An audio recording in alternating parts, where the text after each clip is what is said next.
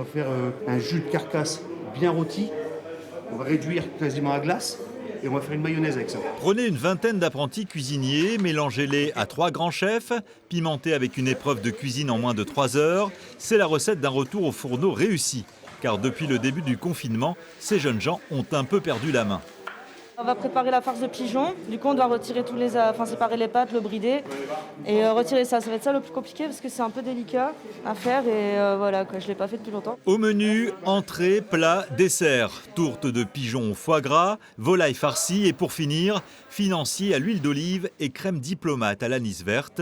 Des saveurs, des parfums, de la technique pour mettre du sel dans la formation de ces apprentis privés de restaurant. On travaille moins, donc on a moins le rush, on a moins les habitudes. On perd un peu ses habitudes, mais bon, voilà, on espère que ça reviendra vite. Moi, si je reprends en entreprise et qu'on se prend un gros service, ça me permettra d'être encore dans le move, mais ça maintient l'activité, quoi. Un véritable défi pour ces futurs professionnels et pour les chefs, le plaisir retrouvé de diriger une brigade en cuisine. Et le retour aux affaires, déjà après un mois de vacances, c'est compliqué. Après 7 mois, on en reparle, quoi. Le plus dur pour nous, ça va être le personnel, hein. Que les gars soient là au taquet et qu'ils aient envie, quoi. Des chefs lassés de mijoter à petit feu et qui voient s'éloigner la date du 20 janvier promise pour la réouverture.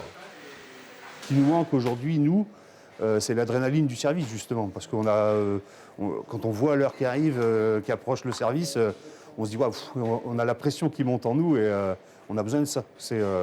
On fait aussi ce métier-là pour ça. Dans quelques heures, ce sera le coup de feu et le service en salle, comme une répétition générale avant le lever de rideau sur la fin du couvre-feu.